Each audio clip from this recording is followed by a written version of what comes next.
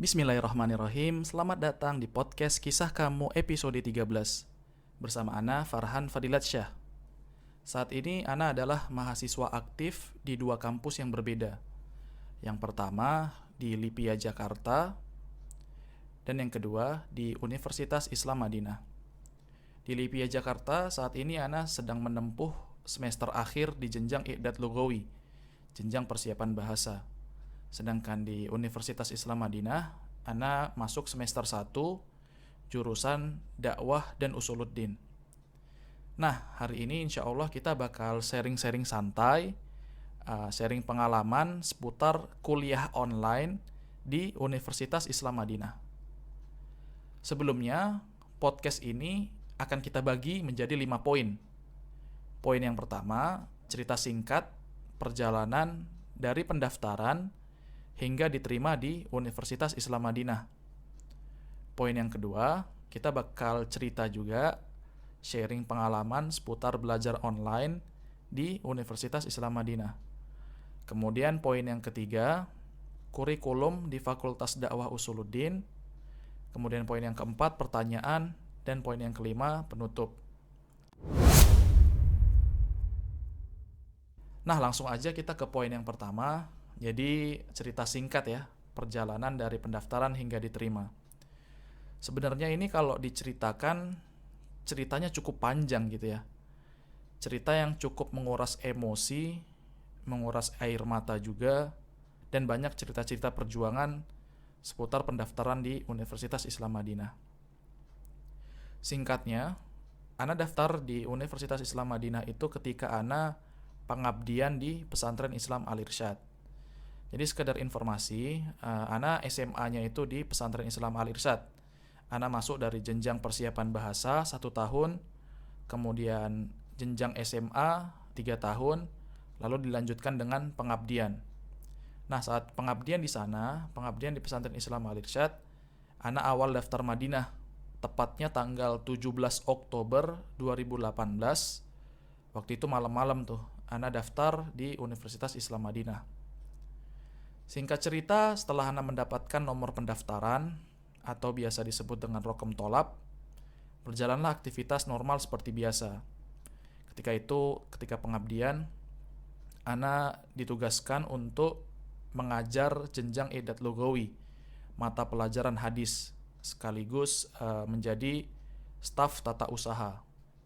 Singkat cerita, akhirnya status Ana berubah menjadi murasyah mabda'i, atau istilahnya awal kelulusan, tepatnya 6 Maret 2019. Nah, setelah itu dari perubahan status Ana dari awal kelulusan atau biasa disebut murasyah, singkat cerita, setelah status murasyah, Ana lulus dari Pesantren Islam Al-Irsyad. Ketika lulus, Ana melanjutkan studi ke Lipia Jakarta. Saat itu Lipia membuka pendaftaran, Ana mencoba mendaftar di situ. Dan alhamdulillah Ana diterima di jenjang I'dad Lughawi persiapan bahasa. Nah, ketika itu tepatnya tanggal 14 Oktober 2019, ketika Ana cek tuh grup WhatsApp yang ada di HP, tiba-tiba ada nih notifikasi di grup murasyah. Jadi untuk teman-teman semua yang murasyah waktu itu dibuatkan grup khusus gitu se-Indonesia, yang mana ada update informasi tuh di situ. Nah, ketika itu waktu itu siang gitu ya, Ana ngecek tuh di grup WhatsApp yang ada di HP. Ternyata rame. Mereka bilang, coba cek nomor pendaftaran masing-masing. Soalnya lagi ada pengumuman gitu kan ya. Singkat cerita, Ana cek tuh nomor pendaftaran Ana gitu kan. Ini kejadiannya tepat di 14 Oktober 2019 gitu ya. Waktu itu siang-siang Ana di rumah kontrakan Ana gitu. Pas Ana cek, Masya Allah, ternyata status Ana berubah, yang awalnya murasyah jadi makbul gitu, diterima gitu kan. Nah, ini status diterimanya ini masih di akun pribadi gitu ya, belum di website gitu. Ana kaget, Masya Allah, Ana juga speechless lah, nggak bisa bicara saat itu. Ada kayak freeze moment gitu ya, jadi kayak Ana bingung mau ngapain. Akhirnya Ana chat tuh teman Ana, coba ente cek juga nih nomor pendaftaran ente, jangan-jangan ente juga berubah. Ternyata ketika Ana bilang ke teman Ana itu suruh ngecek, ternyata mereka belum berubah gitu. Jadi yang berubah baru Ana sendiri gitu. Singkat cerita, Ana ngasih tahu nih orang tua bahwasanya Alhamdulillah nih Ana diterima di Universitas Islam Madinah saat itu. Nah, akhirnya setelah penerimaan itu aktivitas berjalan seperti biasa gitu ya. Berjalan normal sampai akhirnya masuklah tahun 2020 gitu. Nah, ketika tahun 2020, tepatnya di rumah waktu itu ya. Kan soalnya waktu itu di awal-awal Maret udah pandemi. Akhirnya Lipia mengadakan pembelajaran jarak jauh gitu kan ya. Nah, ketika di rumah, tepatnya 25 Juli 2020, malam-malam di rumah waktu itu, ternyata website resmi Universitas Islam Madinah mengeluarkan nih nama-nama mereka yang lulus gitu. Nama-nama mereka yang lulus. Singkat cerita ya anak ngeliat kan gitu, Masya Allah, ternyata ada nama anak di situ. Anak kayak kaget juga, senang, campur aduk lah perasaan anak saat itu kan. Kemudian anak sujud syukur, alhamdulillah gitu kan ya. Ternyata alhamdulillah termasuk yang terpilih lah bisa diterima di sini gitu kan. Nah, kemudian setelah pengumuman itu ternyata memang rame gitu ya. Kabar ini cepat tersebar. Kemudian anak ngecek DM Instagram, ternyata banyak yang masuk, mengucapkan selamat dan sebagainya. Kemudian Ana coba menghubungi beberapa teman Ana untuk memastikan bahwasanya nama mereka tercantum juga di situ. Nah, ternyata singkat cerita, ini kan kondisinya masih pandemi ya saat itu gitu kan ya, 2020, 25 Juli. Akhirnya kita disuruh milih nih, dikasih dua pilihan. Mau menunda atau mau melanjutkan pendidikan tapi dengan cara jarak jauh gitu ya, pendidikan online. Nah, saat itu dengan segala pertimbangan yang ada, dengan konsultasi kakak kelas dan lain sebagainya, Anda memilih untuk menunda gitu ya, menunda keberangkatan. Karena saat itu Anda pikir sayang juga kalau misalnya Anda ngambil online, berarti kan secara logika bakal mengurangi jatah Anda di Madinah gitu. Saat itu Anda berpikir seperti itu. Ternyata kehidupan berjalan normal, Anda tetap melanjutkan studi di Lipia. Setelah itu, akhirnya kita diberi pilihan lagi nih, ketika 1 Januari 2021. Jadi kan setelah semester sebelumnya Anda menunda nih dengan harapan bahwasanya semoga di semester-semester selanjutnya Anda bisa berangkat gitu kan ya. Tapi ternyata qadarullah di 1 Januari 2021 kita dikasih pilihan lagi gitu kan ya. Mau menunda atau mau melanjutkan semester baru ini dengan cara online gitu. Nah, akhirnya Anda memutuskan bahwasanya oke, untuk semester ini Anda memilih online gitu. Jadi pas 1 Januari 2021 itu Anda milih untuk belajar online.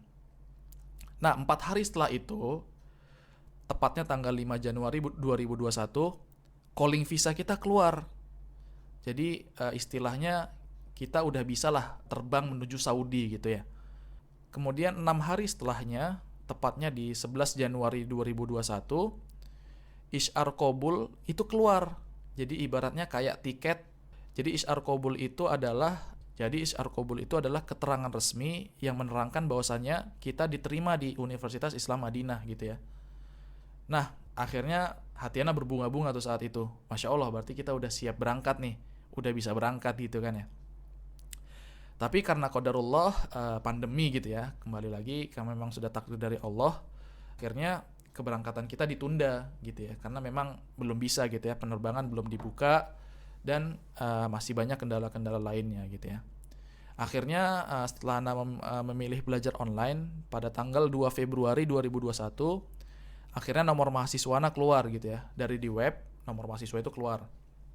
Nah, selang beberapa hari kemudian itulah KBM pertama Ana, tepatnya tanggal 7 Februari 2021 jam 5 lewat 20 menit sore gitu ya. Itu KBM online pertama di Universitas Islam Madinah, mata pelajaran Tauhid. Nah gitu ya, jadi itu sedikit perjalanan Ana dari pendaftaran hingga belajar online gitu ya. Kita lanjut ke poin kedua, yaitu sharing tentang ya rasanya belajar online di Universitas Islam Madinah gitu ya. Jadi sistem belajar di Madinah itu beda dengan di Lipia. Jadi kan Ana di Lipia ini udah 4 semester gitu ya. Jadi bisa sedikit membandingkan lah gitu ya. Sedikit cerita tentang kuliah online di Lipia. Jadi kalau di Lipia itu kita belajar online-nya itu pakai aplikasi Cisco Webex gitu ya. Jadi semacam Google Meet, semacam Zoom, tapi namanya Cisco Webex gitu.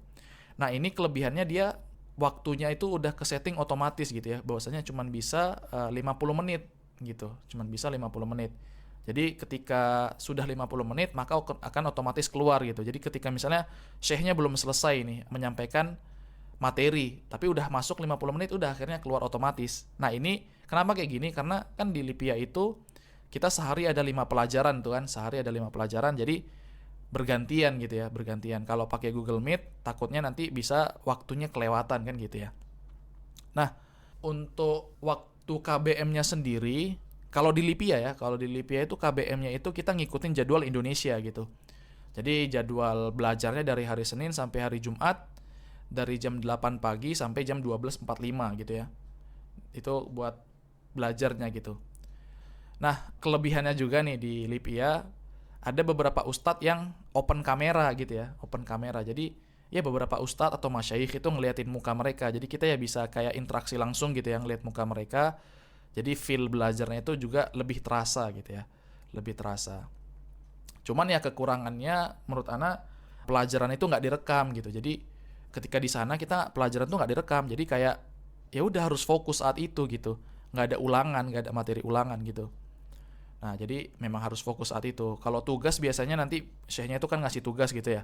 Nanti dikirim hasilnya itu ke grup WhatsApp. Jadi masing-masing pelajaran itu dibuatkan grup WhatsApp gitu ya. Nanti kalau hasilnya itu dikirimin ke situ gitu. Nah, kalau ujian, nah kerennya nih kalau ujian di Lipia ini kita pakai Google Form gitu ya. Jadi kayak kuis gitu, kayak kuis, ngisi kuis. Nanti di akhir ada nilainya gitu ya. Nah itu sedikit cerita tentang di Lipia gitu ya. Jadi kan Anda bisa membandingkan ya, di antara di Lipia dan Universitas Islam Madinah. Nah kalau menurut Anda pribadi, Masya Allah ya, Universitas Islam Madinah secara sistem pembelajarannya itu lebih rapi dan terstruktur gitu kalau menurut Anda gitu ya. Kenapa? Karena kita sistem belajarnya itu pakai aplikasi Blackboard gitu ya. Jadi ada nama aplikasinya Blackboard. Jadi Blackboard ini semacam Learning Management System gitu ya, LMS. Jadi Anda coba iseng nih ngecek harga, ini berapa sih sebenarnya harga Blackboard gitu kan ya. Kemudian Anda menemukan nih di website namanya betterbytes.com. Ternyata itu sistem itu langganan gitu ya. $160.000 gitu ya. Masya Allah. Kalau kita kurskan berarti sekitar 2,25 miliar per tahun. Jadi memang mereka concern banget gitu ya buat pendidikan gitu ya.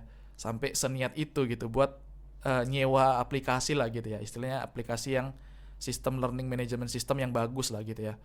Nah, jadi ketika kita mau masuk belajar, itu kita ini kayak disediain website utama gitu, website kampus di eservice.iu.edu.sa, kita masuk tuh ke situ, habis itu masukin nomor mahasiswa plus password gitu ya. Jadi kayak ada ID-nya gitu, kita ada ID-nya, baru kita bisa masuk tuh ke halaman utama. Nah di halaman utamanya itu lengkap banget ya Masya Allah. Jadi isinya itu ada kayak Blackboard. Blackboard itu kita buat belajar gitu ya. Jadi ada aplikasi Blackboard. Terus di situ juga ada info seputar jadwal pelajaran mahasiswa, terus info seputar mahasiswa dan lain sebagainya. Nah di situ juga kita dapat email kampus gitu ya. Jadi email domain khusus lah istilahnya gitu. Email dengan domain kampus lah. Jadi emailnya nomor mahasiswa @stu.edu.sa gitu ya. Jadi ini manfaat banget gitu ya buat para mahasiswa. Karena biasa kalau ada aplikasi-aplikasi berbayar, kalau domainnya itu domain pelajar, itu bakal dapat diskon gitu ya. Dapat diskon gede. Misalnya Adobe, itu kita bisa dapat diskon dari situ kalau pakai email pelajar. Bahkan kita bisa nih upgrade aplikasi-aplikasi yang seharusnya berbayar jadi gratis kalau kita pakai email mahasiswa. Contohnya Notion ya. Mungkin sebagian teman-teman di sini ada yang tahu Notion itu jadi kayak ada aplikasi pencatatan lengkap lah di situ, all in one. Nah itu kita bisa upgrade nih dari Notion gratis ke Notion Pro gitu ya, dengan email dari kampus gitu. Nah di halaman utama tadi ada juga ya kontak untuk menghubungi berbagai pihak terkait gitu. Contoh misalnya kita mau berhubungan dengan bagian penerimaan mahasiswa atau berhubungan dengan mudir kampus gitu ya. Jadi ada tuh memang disediakan jalur komunikasi gitu via online. Nah untuk pembelajarannya sendiri menurut Ana lebih komprehensif gitu ya, lebih lengkap dan lebih terstruktur. Yang pertama yang menurut Ana yang paling bermanfaat lah gitu buat Ana. Jadi setiap pembelajaran di sana itu tuh direkam gitu. Jadi setiap misalnya nih pertemuan hari ini itu nanti direkam. Jadi kita bisa ngelihat lagi gitu kalau suatu waktu kita mungkin lagi nggak fokus atau ketinggalan gitu ya. Bisa buat murojaah lah gitu video-video yang ada. Terus di tampilan halaman utamanya itu ketika kita di Blackboard itu ya ada papan tulisnya. Jadi mungkin syekhnya itu bisa share untuk menjelaskan sesuatu, terus ada tombol buat angkat tangan gitu ya. Jadi kalau absen atau mau bicara, itu klik dulu tuh tombol angkat tangan itu, baru nanti kalau dipersilahkan sama syekhnya, baru kita bisa berbicara gitu ya. Nah, di situ juga di Blackboard itu lengkap banget ya. Jadi kalau ada tugas, itu dia terintegrasi tuh. Jadi kita langsung ada kayak notifikasi gitu. Ada notifikasi bahwasannya di pelajaran ini kita ada tugas dengan deadline sekian sekian sekian gitu. Jadi lengkap banget gitu. Kita tinggal klik, oh tugas kita hari ini dan ini gitu. Masya Allah. Nah jadi menurut Ana integrasinya tuh lebih bagus gitu ya. Lebih terstruktur lah. Kalau dari sistemnya gitu lebih rapi gitu. Jadi memudahkan juga nih kita para mahasiswa untuk murojaah pelajaran gitu ya. Murojaah pelajaran. Nah lanjut ya ke poin ketiga tentang kurikulum Fakultas Dakwah dan Usuluddin. Jadi kan yang Ana jelaskan di awal, bahwasannya kan Ana ngambil jurusan Dakwah dan Usuluddin gitu ya, Dakwah dan Usuluddin. Nah untuk jam pelajaran, jadi berbeda dengan Lipia, kalau di Madinah, jadwal pelajarannya itu kita ngikut jadwal pelajaran Saudi Arabia gitu ya. Jadi start KBM itu jam 1 siang waktu Mekah gitu ya. Jadi di Indonesianya kalau waktu Indonesia Barat itu jam 5 gitu. Karena kan Arab Saudi dan Indonesia itu selisih 4 jam. Nah ini salah satu sisinya juga dari jam pelajaran ini, kita yang orang Indonesia itu pasti selalu bertabrakan jadwalnya dengan jadwal sholat gitu. Contoh nih, maghrib itu pasti kita itu izin lah gitu sama syekhnya karena memang waktunya itu bertabrakan. Begitu juga dengan isya gitu ya. Jadi ketika syekhnya lagi ngajar, tiba-tiba azan isya, ya kita harus izin gitu ya, harus izin untuk sholat gitu kan. Karena memang jadwalnya nabrak waktu sholat gitu jadwalnya. Nah, untuk di kelas, para masyayikh itu alhamdulillah semuanya berbicara dengan bahasa Arab yang fusha gitu ya. Bahasa Arab yang benar lah gitu, yang sesuai kaidah.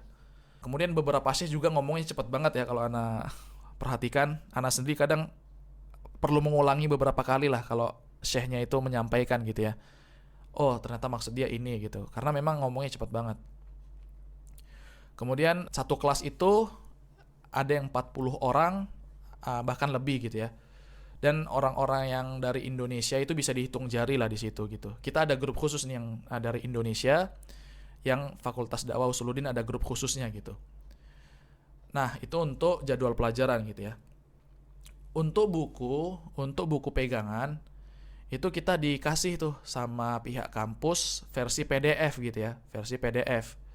Jadi di Blackboard tadi dikasih link, yang mana link itu nanti mengarahkan kita ke grup WhatsApp masing-masing pelajaran gitu ya. Jadi masing-masing pelajaran itu ada grupnya gitu ya, ada grup khusus.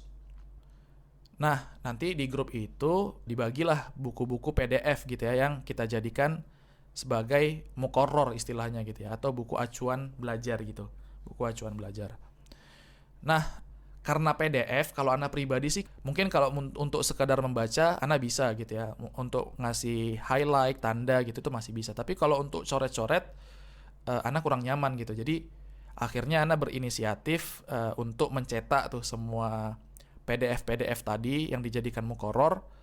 Nah akhirnya ana pergi ke percetakan, mencetak seluruh PDF yang sudah diberikan tadi gitu ya.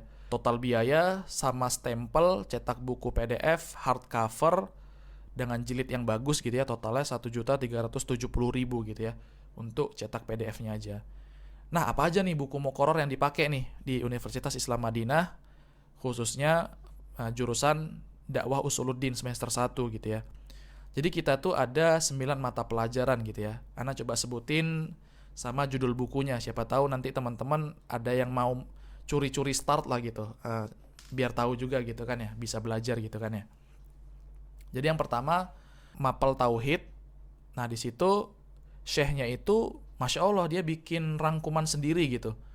Jadi ini nggak dijual gitu bukunya gitu. Dia buat sendiri, bahkan ada tanggal per minggunya gitu. Isinya terstruktur banget gitu. Jadi Masya Allah isinya terstruktur gitu. Kemudian Ulumul Quran, kita pakai kitab Al-Wajiz fi Ulumil Quran gitu ya. Al-Wajiz fi Ulumil Quran. Kemudian ada Mustalah Hadis, kita menggunakan kitab Qaul Mukhtasar fi Tawdih Nukhbatil Fikar. Nah, untuk tajwid kita menggunakan kitab Tajwid Muyassar.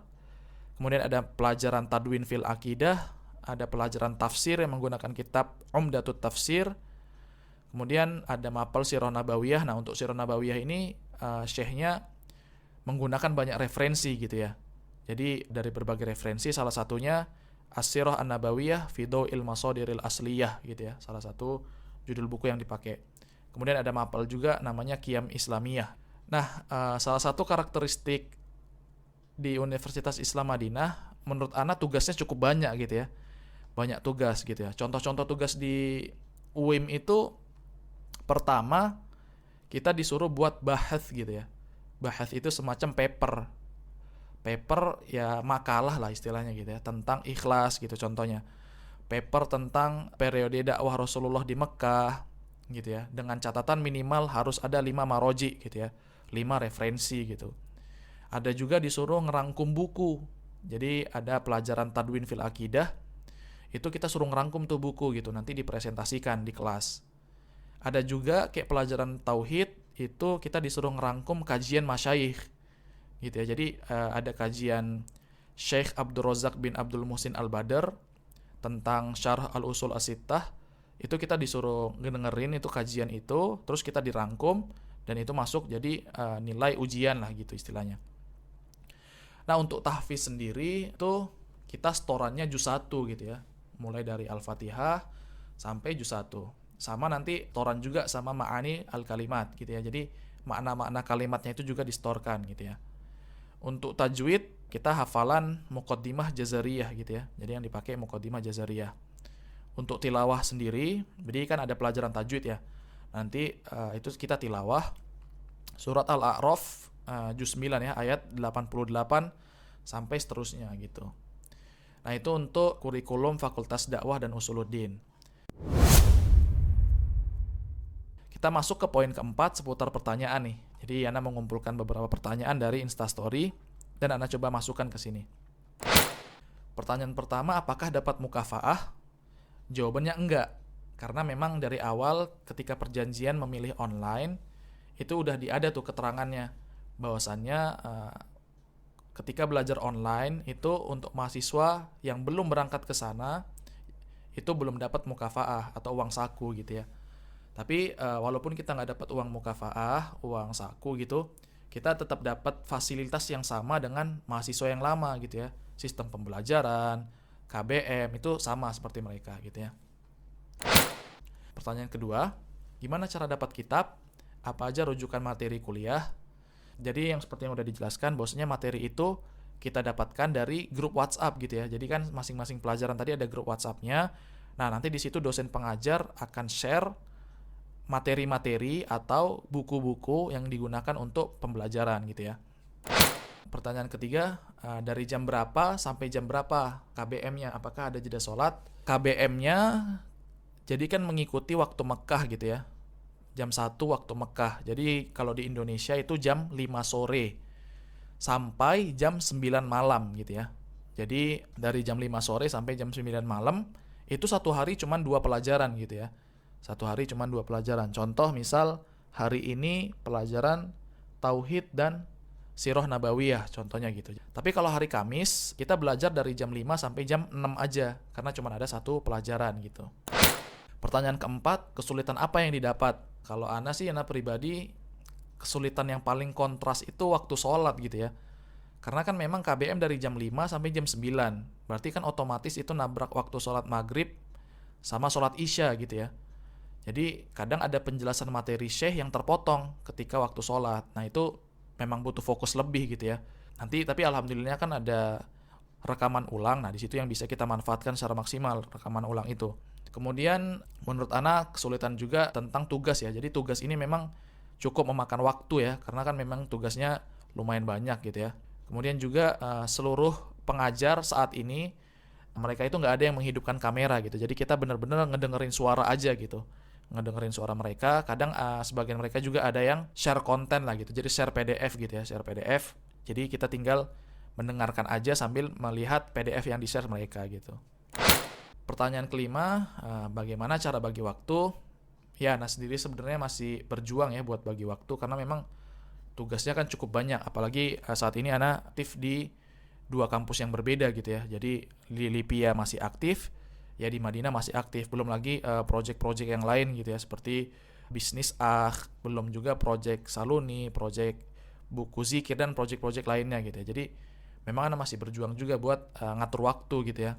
Cuman selama ini yang berjalan untuk pagi dari subuh sampai jam 7, itu Ana maksimalkan untuk menghafal dan ngerjain tugas gitu ya. Jadi kalau memang ada tugas yang bisa Ana kerjain, Ana ngerjain di waktu pagi gitu. Karena kan KBM Lipia jam 8 tuh. Jadi Ana maksimalin sampai jam 7. Kemudian siang Ana tidur siang.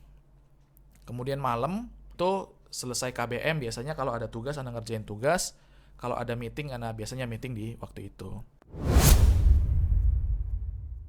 Nah, kemudian terakhir penutup. Jadi begitu ya cerita tentang Universitas Islam Madinah, pengalaman belajar di sana. Semoga lah wabah ini segera berakhir dan teman-teman yang ingin melanjutkan studi ke sana bisa dimudahkan gitu ya. Nasihat Ana, perbanyak doa gitu ya. Karena memang salah satu senjata terkuat kita itu kan doa gitu ya. Jadi apapun nggak ada yang mustahil jika Allah berkehendak gitu kan ya. Kemudian perbanyak hafalan Al-Quran, terus kuatkan bahasa Arab karena memang di sini semua 100% bahasa Arab gitu ya. Jadi coba dimaksimalkan pembelajaran bahasa Arab yang ada, perbanyak hafalan mufrodat dan mutun-mutun ilmiah coba diperdalam lagi gitu ya. Mutun-mutun ilmiah coba diperdalam lagi. Nah, mungkin sekian podcast kita kali ini. Terima kasih sudah mendengarkan sampai habis. Boleh bantu share jika seandainya ada hal yang bermanfaat di sini. Kurang lebihnya Ana mohon maaf. Wabillahi taufiq wal hidayah. Wassalamualaikum warahmatullahi wabarakatuh.